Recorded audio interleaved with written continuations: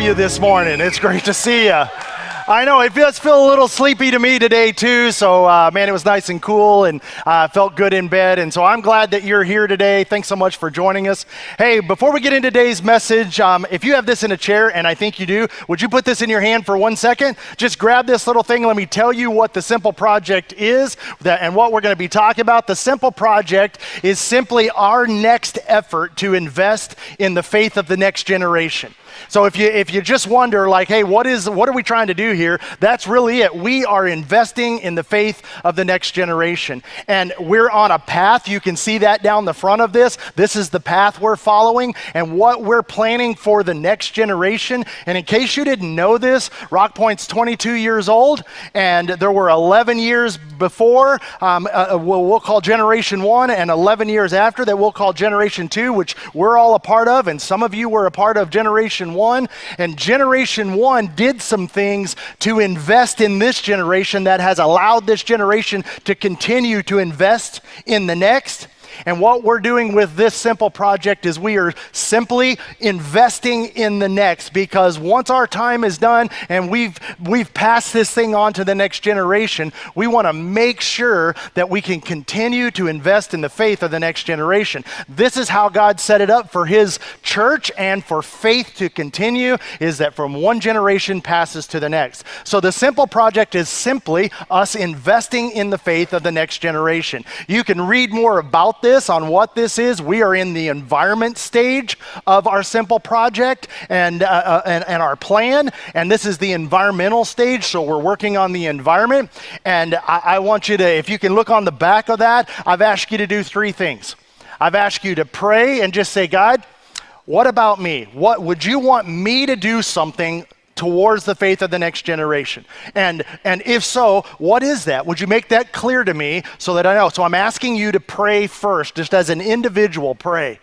And then I'm asking you to have a conversation with your family. Just talk to your family and say, hey, this is what I feel like God might be saying to me. We want to continue to invest in the next generation. And you go, well, hey, I don't have kids that age. You're right, you might not, but you have grandkids that age, like I do, or maybe you have kids that age, and this is super important to you right now because you don't want your kid just being a passive observer in their faith. You want them to be an active participant in their faith. And so if you're wherever you're at, have a conversation with your family saying, what would this look like for our family to help invest in the next generation? And then I'm asking for October the 27th, next weekend, for us to bring our biggest and our best, most sacrificial gifts towards this project, and that we bring as much as we possibly can on October 27th, and then from October 27th to the 17th of November, in that time frame, to wrap this up, be done with this portion so we can move on into the holidays and Christmas and put our focus there as well. So I'm asking you to pray, have a conversation, and next weekend for us to come with our sacrificial. Here's what God asked me to do, and here's what I know. When a church gets together, a church family comes together and says, hey, I'm going to do what God is telling me to do, and we all do that, you know what's amazing? God knows what he needs to tell each one of us. And when we all come together and just do what we know God told us to do, it's amazing what gets done. And I'll tell you, that first generation of RockPointers, this is what we did, and you are literally sitting in a building today that was gifted by that first generation to this generation. And what we're attempting to do is we are attempting to create some environments that we can gift to the next generation as well. So I'm asking you, would you pray? Would you have a conversation? And would you get started with us next weekend as we gather and celebrate? And I love that next weekend, what we're talking about in this series, and I love that we're taking communion next Sunday. All of that fits together so nicely when we talk about sacrifice and what God is asking us to do. So that's a simple project. I'm asking you to go along with us, and let's do this together as a church. Well, today I'm excited to continue our series, and let's begin with a question. Have you ever seen an injustice in the world and you thought to yourself, why doesn't God do something about, and you fill in the blank? And we usually wonder this whenever we see something that seems like really ridiculous or not right. Like why in the world is there even still such a thing as world hunger when there's so much food available and so much food wasted? Like that just seems crazy. And maybe even closer to home for us, maybe we think about God. He's such a good God and he's so merciful. And then we think, if that's true, why would a good and merciful God allow a natural disaster for people to be swept away in floodwaters? Or why would a pandemic, disease, or a genocide, or countries killing each other's citizens, or maybe even in your world with somebody you know, maybe somebody that you love that's been a victim of hate or some senseless violence, and you're like, where's God in that? I'll tell you some of the big ones for me is when I see someone mistreating or abusing people whose skin is different than theirs. A big one for me is when I see someone mistreating or abusing someone who's gay. Another one for me is, it just sets me off, is when someone is mistreating or abusing someone, whether they're a kid or an adult that has some special needs. And I'm like, okay, God, where in the heck are you in that? When these people are being hurt, why not stop those things? Why not stop it? Bring it to a stop. So you know what the real question we're asking is, why doesn't God do something right now? That's what we're asking. Like I don't want him to wait because they're going to get what's coming to them, okay? I don't want you to wait. I'm not okay with waiting that. God, why don't you do something like right now? Like, why don't you intervene and do something right now? And let's be honest, this is the reason that many people have a difficult time believing in the God of the Bible, or they walk away or at least reevaluate their faith, and maybe that's been you. So today we're continuing our fall series, and we're real creative. We call it a fall series because it's a series in the fall, and it's called Simple, and we're focusing on just the essentials of faith. And if you haven't been with us, we've been talking about what are just the essentials. And the question we keep attempting to answer is, what are those core things that you can't be or do without if you want to be a follower of Jesus, and not just a believer in Jesus, but here's how we've been asking it. We've been asking it this way: what do you have to believe in order to be a faithful follower of Jesus? Like what's essential, what's not, what's on the list of things to hang on to, and then what is it that just needs to be left behind? Because there's a lot of people in our world right now that are deconstructing faith because when these non-essentials get elevated to essential level, the Christian faith becomes unlivable and like a burden that you can't bear anymore, because all these things just keep getting piled on to what it is to be a faithful follower of Jesus, and all of a sudden I just can't do all of that anymore. And so far in this list, we've added in the first three essentials, and the first one we said is central to all the others. In fact, it is a reference point for all the others. And here's what we said in our essential list: is that Jesus is God's Son and our King. And interestingly enough, this is the only thing Christians have actually agreed upon consistently since the time of Jesus. That God sent his Son into the world to be our leader, and the one that we surrender our lives to, and the one that we follow. In part two, we talked about the fact that when Jesus came to show us what God was actually like. And it's important because when you see and hear Christians in the world today, sometimes you go, is that what God's like? Like, there's a lot of representations, but then Jesus says, what I want you to know is what your heavenly Father is like. And so if you want to know, Jesus says, look at me because I'm what God is like. And then the last time we were together, Jesus defined sin for us, and here's how he defined it. Jesus defined sin as anything that harms you or others. Jesus talked a lot about sin, and Jesus was really specific about his definition of sin is anything that you do that is harmful to you or other people, and following the way of Jesus is never going to be harmful to you and people around you. And so essential for today is related to our opening question of why doesn't God do something about, and you fill in the blank. Why doesn't God do something about the injustice or the things that we see that are not right in this world? And the question reveals something that's universal to all of us, because there's a natural desire inside of all of us for judgment and justice. I mean, you've seen it. You've experienced it. Diverse groups of people are emotionally united, for better or for worse, around things that they are convinced are not right. And it gets emotional. And this is one of the most powerful influencers in the world. When you see things that are not right, it's easy to gather a group of people united against those things. In fact, it is easier to unite people against things than it is to unite people for things. But where does that come from? Why do we even care? Isn't it true that if you know something that is not right, at the same time, you know it's not right, but at the same time, what you're doing is you're claiming that there is something that is right. You're claiming to know that's not right, but in saying that's not right, you're claiming to know that there is actually an ideal.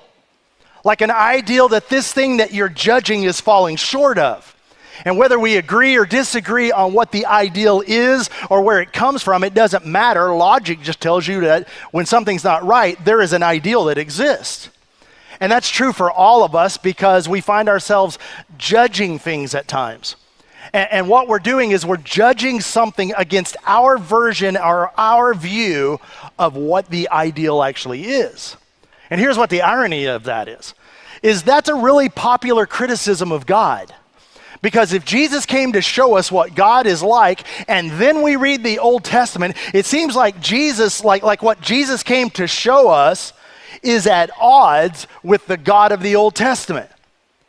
And the reason is because when God actually decides to do something and then he delivers his justice, we don't always like what he does, or we criticize what he does, or at least we question what he does. And there's so many people who are like, I like Jesus, I like the New Testament, but I really don't like the God of the Old Testament because of all the things that he did. And so we try to divide these things. A good example of this is the flood. And some people don't believe the flood literally happened, and that's not really the point. But the story of the flood is a story that represents God and his judgment in the Old Testament. And God's judgment, man, it seems harsh. I mean, is there really only one righteous person in the world and his name was Noah? I mean, was he the only guy? And was it really necessary to flood the world and kill all the other people except for Noah's family? I mean, come on, when you think about that, don't you think, why would a good God do that? But we want God to do something when we see injustice, and we want him to do something until he does it to us. We want God's judgment, but we want it our way, and we want it against other people, not necessarily want it against us. Now, here's the amazing thing. Just 3 stories into the Bible, this very thing shows up. The exact tension that exists when things are not right are not the way they should be in the world. And just the 3rd story in from Genesis is a famous story you've got the famous story of eating the fruit and the serpent tempting Adam and Eve, and all of a sudden the ideal is lost.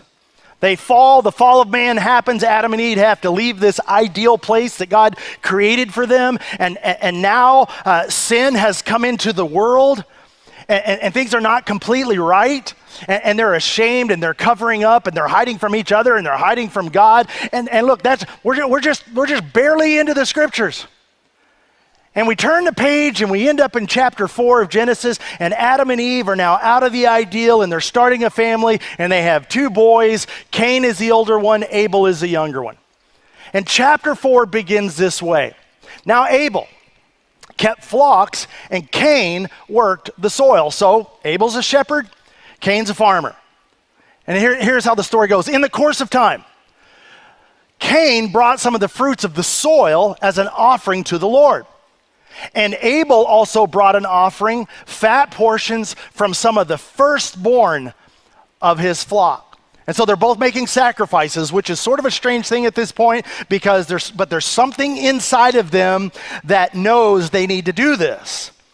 And we all kind of do that, don't we? Think about this. You make sacrifices all the time. So do I, because we sacrifice in terms of our time, we sacrifice in terms of our money, and we offer our talents, and we leverage assets towards things, and we try to sacrifice. And when we try to sacrifice, isn't it true that we try to make the right sacrifices? I mean, think about that. Sometimes that's conscious for us, but sometimes it's subconscious for us. But what we're trying to do is we're trying to sacrifice the right things for the right reasons, for the right people at the right time. And why do we do that? Because we want things to go well for us. We want to succeed. We want to make the right sacrifices so we can leverage the resources that we have. And so what do? We bring our best to that. And so in the story, Abel is making a sacrifice, and like us, look, Abel is bringing his and giving his first and best to God. He's making God the priority of his life. He brought the fat portions and the firstborn of his flock, saying the first and the best of what I have, I'm going to give to God because God is going to be the priority of my life. Cain makes a different sacrifice. Cain sacrifices from his leftovers, and Cain keeps the first and best for himself. He decides, no, I'm more important. This stuff that I have, it's for me first, not God or others first. It's for me first. And then the story goes on. And look, the Lord looked with favor on Abel and his offering, but on Cain and his offering, he did not look with favor. So this is it. If you're new to being a Jesus follower, I want you to think about this as the ideal. Because in the story, God is the ideal. The ideal is judging the sacrifices. And according to God's judgment, he's the ideal. According to God's judgment, Abel's sacrifice was favorable. Abel puts himself in a position where he can be favored by God. However, Cain's sacrifice is unfavorable with God, who is the ideal. And so things are going to go well for Abel. He's got God's blessing. And look, if you're not a Jesus follower, you still believe that some sacrifices are more favorable than others, whether you're a Jesus follower or not, because you know that if you make the wrong sacrifice, things just don't go well for you. Like if you sacrifice your family relationships for work, well, things don't go really well for you.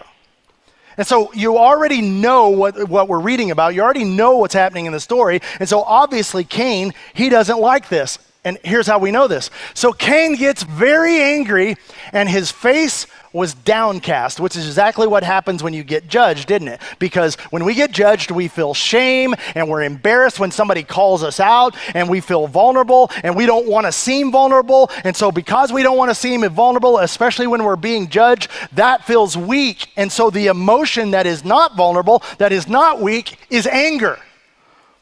And so that shame and embarrassment often presents itself as anger and resentment. And so this is what's happening with Cain. I mean, he's angry, and his face is downcast, like he doesn't want to look up at God.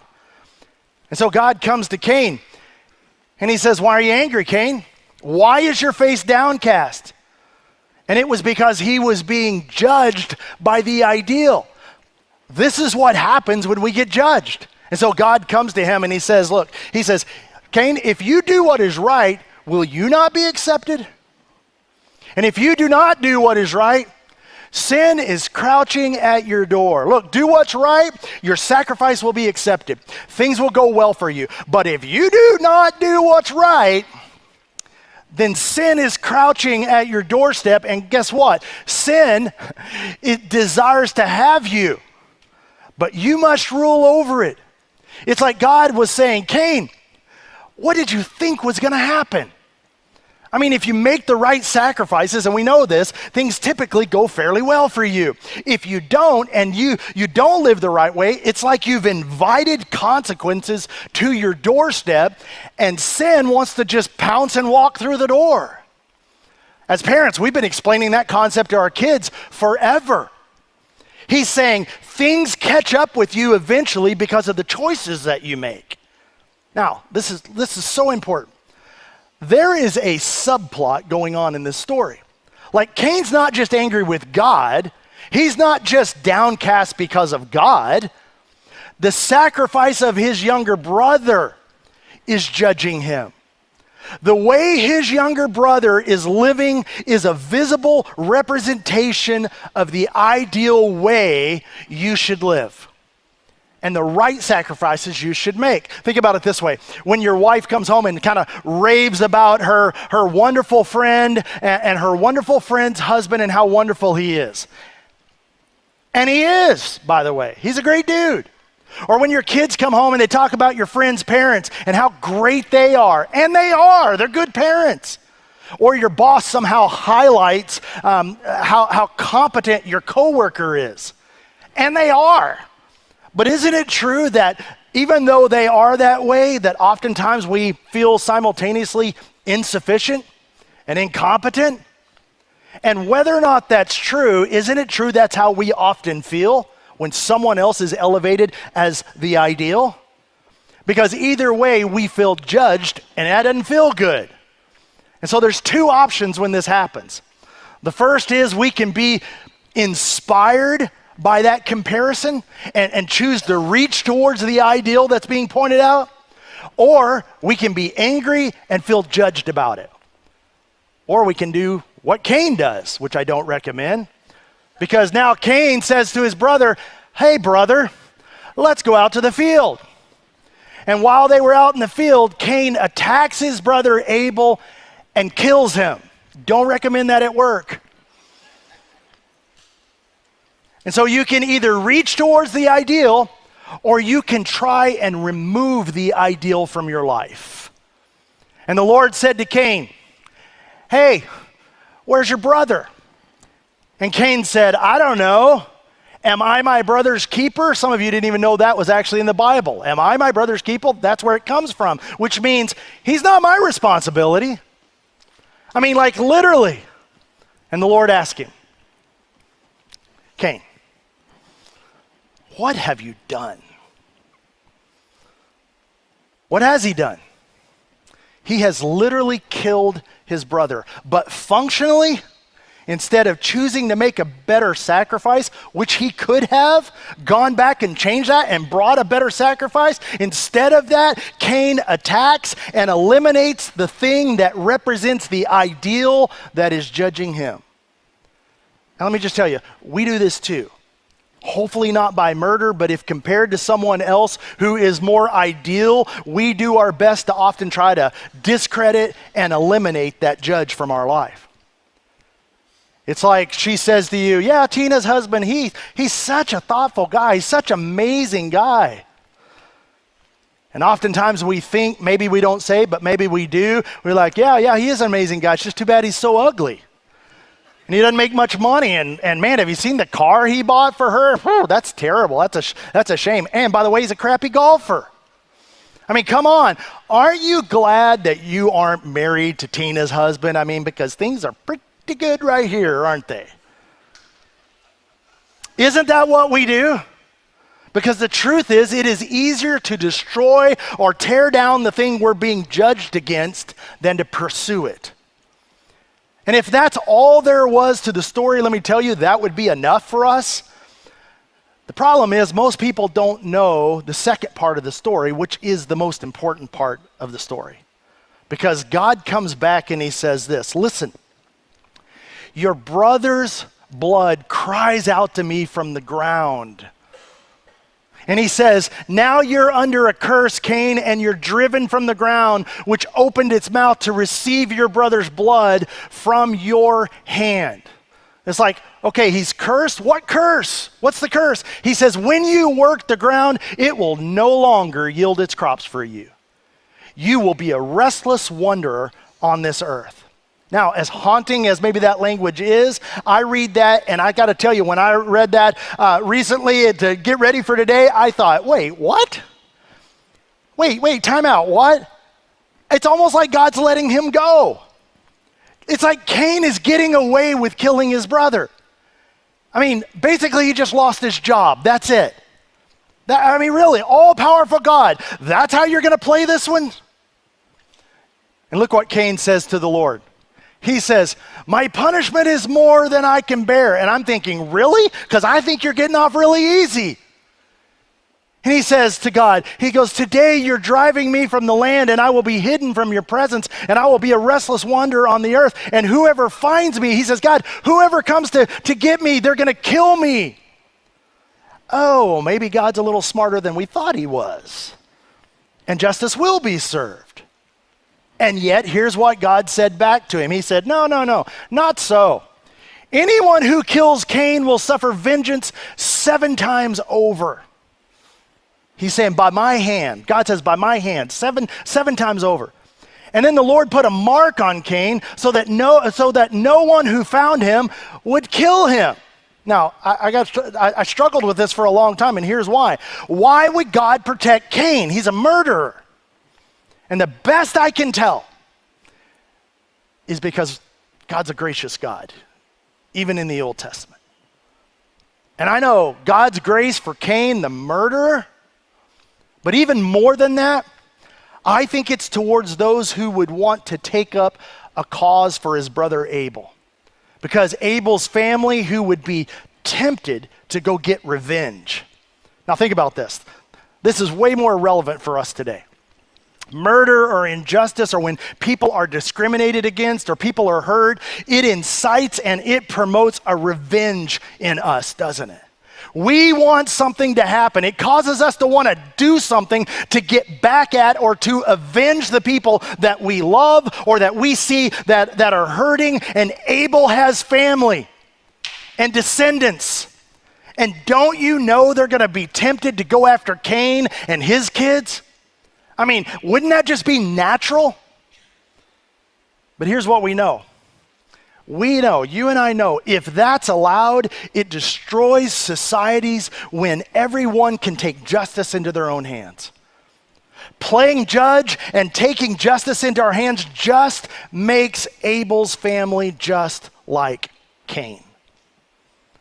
And the role of a just judge is just too much for any one of us to bear.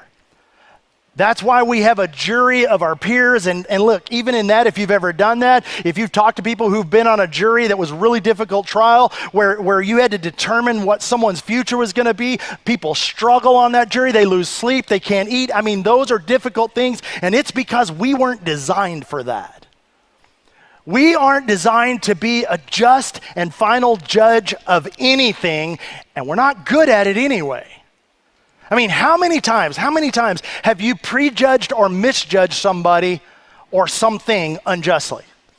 I mean, how many times have you had 2 of your kids come running in the room to tell you what happened, and you just automatically went to the oldest one and said, all right, what'd you do?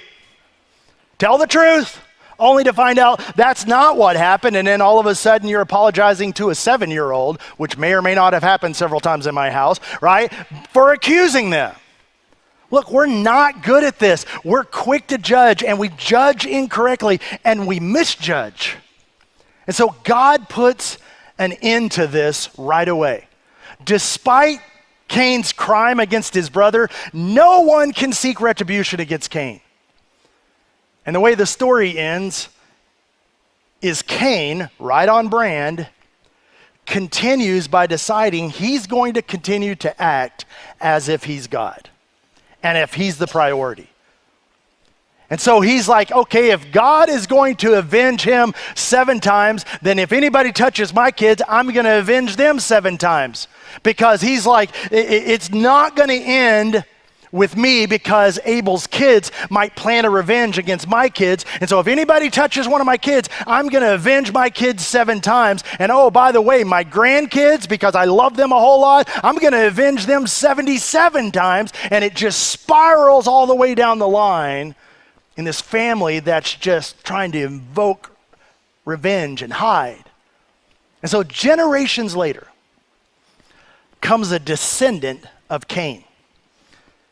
His name was Tubal-Cain. And do you know what Tubal-Cain is credited for? creating weapons of war. And things are out of control and destructive in the genealogy of this family. And does anybody happen to know the next story in the scriptures? Anybody happen to know what happens next after Tubal-Cain and his weapons of war? It's the flood. And it's by no coincidence, by the way. Think about this. This is actually kind of mind-blowing. In the first few chapters of the Bible, the ideal is created in the garden. Remember the whole tree in the garden? There's an ideal world that Adam and Eve are in, and then they sin against God, and they're cast out of the garden, and the ideal is lost, and things are now not right in the world, describing to us that there are two paths, and there are two options for how you can live. There's not just one way to live. There's two paths, and you can choose to make right sacrifices and live a way that is favorable, or you can choose to live a way that's not favorable, and it's not going to go well for you. And in the end, there's judgment for this. And so already in the very first few chapters, you don't even have to read very far. You find a narrative for all of human history on how to live and how not to live. And as we said in week 1, Jesus shows up as a rabbi and says, "Follow me and I'll show you how to live." And the essential there was that Jesus is God's son and our king, the ruler, and he's gonna have the final judgment. He's God's final king. He gets the final say. You say, well, how do you know that? He's the one who told us that. From John chapter 5, here's what Jesus said. "For the Father judges no one." Weren't you taught different than that growing up if you grew up in church? The Father judges no one, but he's given all judgment to the Son. And when we think of a final judgment, it's kind of fun to talk about because everybody starts getting nervous about it, but everybody wants to hear about this like, hey, what's going to happen in the final judgment? How are people going to be judged? Who's actually going to get to show up? Who's actually going to get to go through the pearly gates? Who is it? Who's going to actually get to do this? And who isn't? And when's that going to happen? And we end up using these big church words like rapture and eschatology. And the problem is none of that is super clear as to what happens in the end. And so do you know what preachers like me often do? And I take blame for this with all the other pastors. So preachers often use stories in the scripture to scare people into things. Literally to scare the hell out of people. And again, Jesus promises judgment in the end, but the details and the order, they just aren't clear. But do you know what is clear? Is that there will be a judgment in the end. But we don't know the details, and we don't know when this is going to happen and how long it's going to be. And so people get so fixated on those things. But listen, those are non-essentials to being a faithful follower of Jesus. But here's what is essential. It's our fourth essential. That Jesus promises justice in the end, and he has invited us to trust him until then. Jesus promised justice will be served, that all will be made right, and until then, he says, would you not go get revenge? Would you just trust me? Will you trust me for how to live your life? The Jesus way to live in this broken world, the best possible way for things to go favorably for you? Because the same temptation that existed in humans in the beginning still exists. I mean, we hear the stories of the Bible and we think, oh, wow, how archaic. But the truth is there is still an enemy, and an enemy that is still tempting us, and he's tempting us still to put ourselves first. Tempting us not to follow Jesus in the way that he asks us to live our life and to trust him. Because the truth is, when we trust him, when we choose to live our life his way, we actually bring favor of heaven down onto our lives. But if we're honest, we know a lot of us have brought hell up into our lives by making the choices that we've made and the way we've lived. And you know this because you've seen it. Some of us have experienced it. That trusting Jesus to be the final judge and bring ultimate justice is choosing to follow his way and follow the way that he taught us to live. Things like do not return evil for evil. and turn the other cheek. He taught us to be generous and go the extra mile, to love our enemies, to actually pray for people who persecute us, to put others first, to live for later as if we really believe that he's going to bring justice and that there is an eternity waiting for us one day. In fact, here's how the Apostle Paul says it. Paul said, we all must stand before Christ to be judged. We will either receive what we deserve for the good or the evil we have done in this earthly body. And look, this isn't too terrifying. It's not to terrify you. It's to encourage us, to provide hope, basically that nobody gets away with anything. Everyone's going to give an account, which at this point, this is where people try to scare people. Because listen, Jesus followers are going to be judged, and I want you to hear this. Jesus followers, those who have put their faith and belief and trust in who he is as the Son of God, we will be judged on the basis of what Jesus did for us for our eternal salvation. And we'll give an account for how we sacrificed and trusted and prioritized and followed into them. But for our eternal salvation, it's on him and what he did for us. And each one of us will give an account. A year or so ago, I went through a really difficult thing. And it's not the first time something like this has happened, but it was a painful one for sure. And it wasn't, I didn't make it public. It was public, but I didn't make it public. And it was actually a really personal thing, and I almost hesitated to even share this story, but I'm going to. But I had a friend, and I trusted this friend. In fact, I invited this friend into a circle of friends with people I trust. And this friend decided to betray the group, and particularly to betray me. And all sorts of terrible things were said openly about me on the internet. And quite honestly, they were said about you as RockPointe Church. And I got to tell you, I was mad. Because I felt like, come on, man, I trusted you. I brought you into this circle. And now the decisions you're making are hurting me and the church that I so deeply love. And I got to tell you, it kept me up at night. I was hurt, super angry, and I wanted so badly to go after this person. You know what I thought? I'll just tell you how human my thoughts were. Is I thought, you know what? I got enough social media followers that I'm just going to make sure people know what this dude did. And then I thought, you know what? I know a few guys. Like, I know some guys.